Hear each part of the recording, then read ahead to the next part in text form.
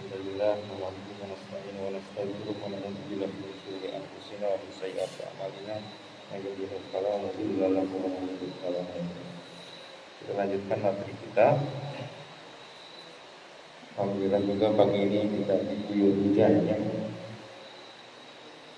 Jadi bagi kita dalam ajaran Islam turun hujan itu adalah berkah.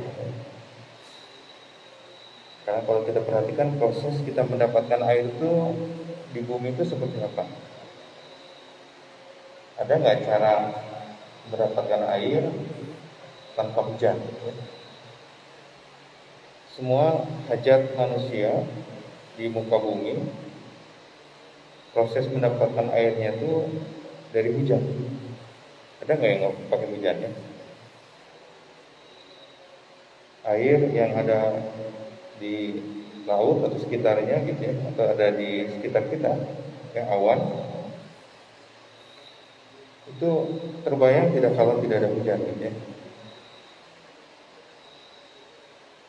Bagaimana proses manusia dalam pencarian air? Ya pakai sumur aja ya, tapi yang isi sumur siapa gitu ya? Air dari mana itu pengisi sumurnya? Prosesnya pasti dari hujan, karena tidak pernah kita proses kecuali yang dekat laut barangkali ya, tapi yang di gunung gimana? Ya.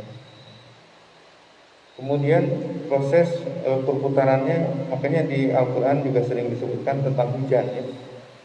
Karena prosesnya luar biasa. Betapa pengangkutan air bisa puluhan ton, bisa ratusan ton gitu ya. Hanya dengan meracik parameter-parameter fisika di situ, ya. Memainkan antara tekanan dan suhu dan temperatur, ya kan? Kita bisa memainkan kondensasi air dengan memainkan parameter temperatur dan tekanan. Dalam beberapa hal, kalau tekanannya turun, temperatur turun, tekanan masih bisa dimainkan. Bahkan kita bisa memasak air di temperatur rendah dengan memainkan tekanan, tapi kan jarang kita. Lebih sulit memainkan tekanan daripada memainkan suhu, gitu ya. Suhu gampang sekali dirubah-rubah. Ini temperatur pagi ini seperti apa ya? Tekanan hampir relatif tidak berubah. Makanya di termodinamika ya, barangkali kenal ada CV aja CV ya. Untuk biomolekul atau di tubuh Anda biasanya di eksperimen itu lebih sulit ya. Lebih sulit mana mendapatkan CV dengan CV ya. Lebih kalau di biomolekul lebih sulit mendapatkan CV ya. CV itu susah.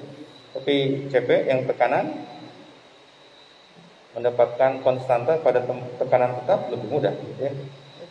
Ruangan ini lebih mudah. Di biomolekul kalau di simulasi di superkomputer ya itu lebih mudah dengan nah ini luar biasa proses siklus yang diajarkan ya, betapa kita harus bertafakur, prosesnya panjang. Coba memainkan racikan ya. Sekarang tekanannya tetap, misalkan temperatur diturunkan, kita ketemu es, salju ya. Kalau masih ingat salju dari mana ya? Di Indonesia mungkin tidak terlalu terkenal salju itu asal muasal dari mana ya. Kalau kita perhatikan itu dari bahasa Arab juga ya.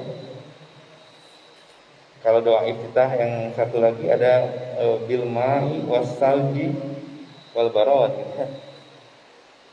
Bil ma'i dengan air, wassalji dengan salju ya. Itu membersihkan. Karena prosesnya sudah difilter gitu ya, yang kotor-kotornya dibuang sehingga bisa dipakai untuk bersuci. Ya. Prosesnya luar biasa kalau kita pikirkan ya kelanjutan ya. Hubungannya dengan Ahya bihil ardo ba'da mautiha. dihidupkan tanah setelah matinya, setelah tandusnya. Anda bisa bayangkan tumbuhan itu kan nggak bisa lari-lari ya. Kalau kita bisa, kalau nggak ada air kita bisa cari. Terus gimana untuk tumbuhan ya? Mereka nggak bisa lari di tempat. Otomatis rezekinya adalah dengan cara didatangkan ya, didatangkan air dalam bentuk hujan. Saya pikir ini pembahasan yang sangat menarik dan prosesnya panjang ya. Asal muasal air dari mana juga masih tetap debatable gitu ya. Kalau dari kajian ilmiah tentunya ya, unsur air ini sebetulnya prosesnya kan panjang ya, untuk bisa masuk, apalagi unsur-unsur logam ini kita kaya gitu, luar biasa kaya. Itu proses pencampurannya pasti ada kontributor di situ ya, tidak bisa dengan bisnis as usual. Kemudian kita disarankan untuk berdoa ya, untuk ketika ada hujan, karena memang anugerah.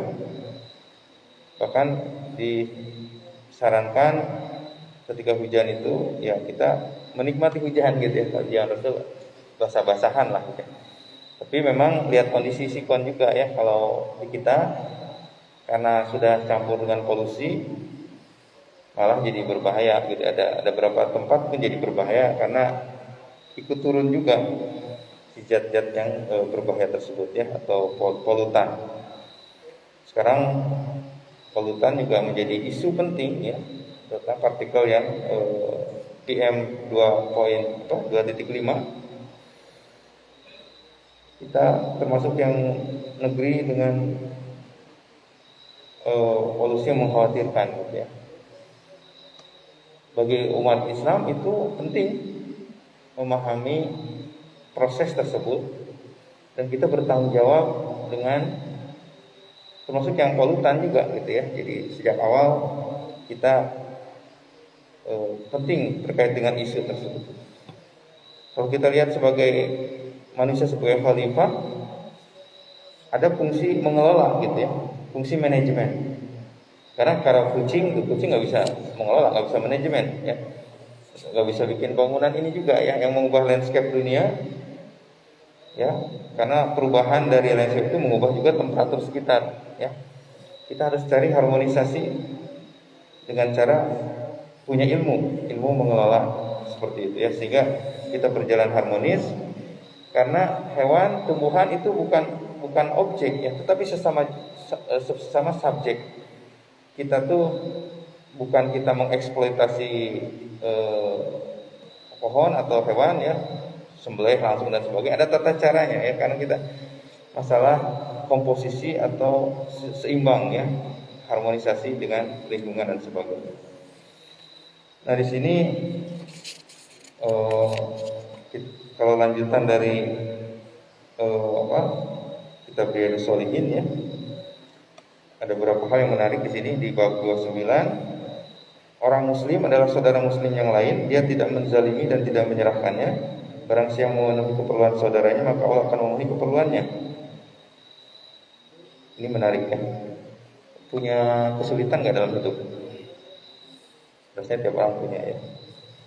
Cuman bagaimana cara mengelola kesulitan? Nah di sini ada rumusnya.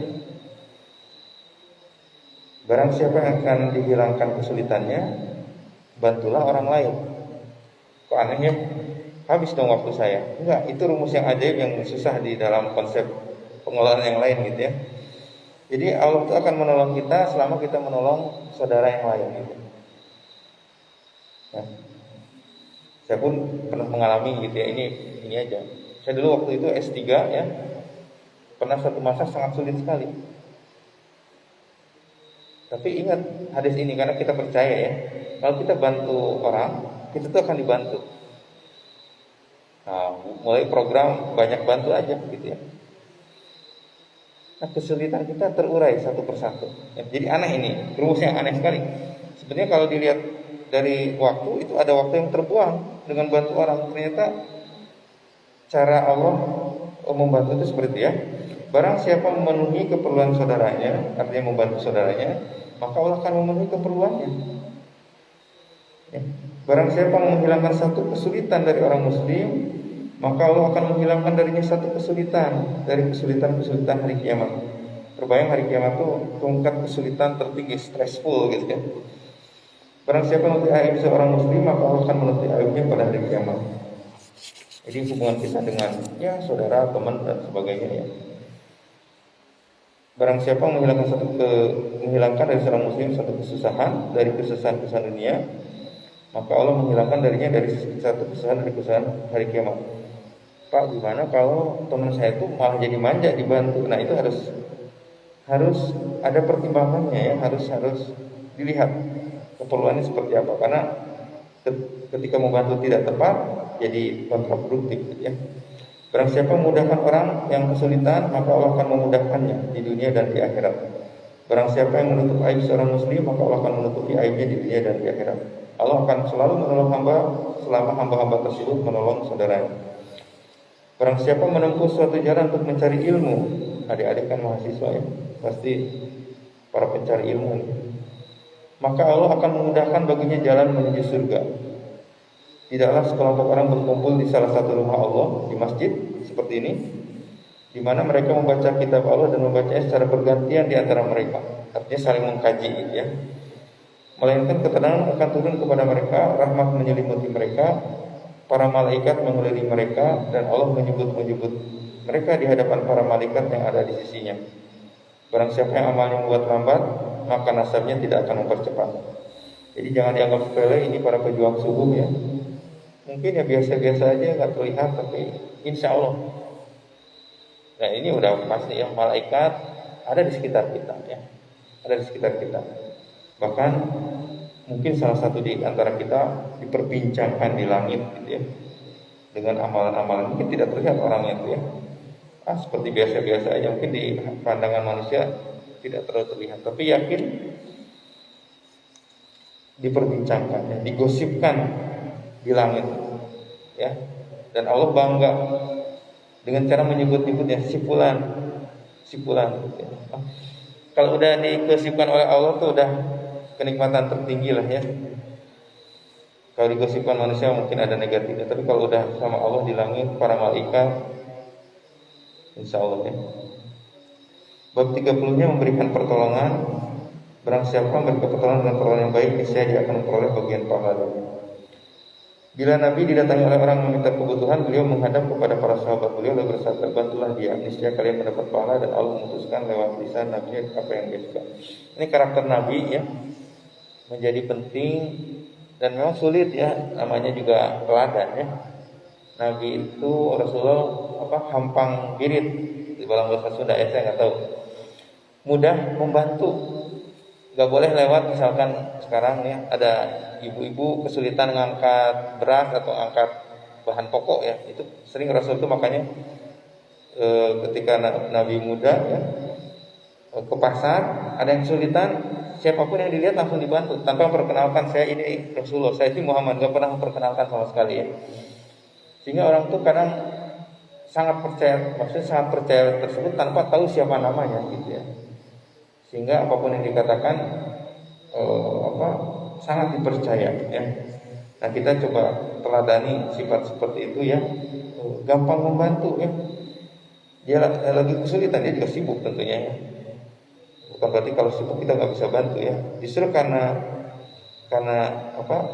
menyibukkan diri dengan cara membantu. Jadi sering jalan-jalan, apapun kesulitan mudah tanpa harus jadi dikenal karena kebaikan akhlaknya tersebut. Yang berat tidak mudah, tapi kalau diteladani tentu sangat penting buat kita ya. Kemudian mungkin itu yang bisa saya sampaikan pada pagi ini, untuk saling menasihati ya, menyemangati, karena kita semuanya lemah kecuali kita saling menasihati ya. Di surat Al-Asr itu sangat jelas, demi waktu ya, panjang juga ya. Bahkan Imam Syafi'i saking tertariknya dengan surat ini, andaikan Al-Quran, lebih tentunya ya, diturunkan satu surat aja ini sudah mencukupi untuk ada manajemennya gitu ya, ada SDGs-nya ya kan, bagaimana supaya ada harmoninya ya, Wah, itu panjang sekali kalau diterangkan. Itu satu surat itu lebih dari cukup untuk bisa membuat komunitas atau masyarakat madani ya sustainable dengan saling menghormati dan istilahnya itu saling respect ya dan saling bantu. Demikian yang bisa saya sampaikan. Yang benar dari Allah, yang salah dari saya. Allahu a'lam bishawab. Wassalamualaikum warahmatullahi wabarakatuh.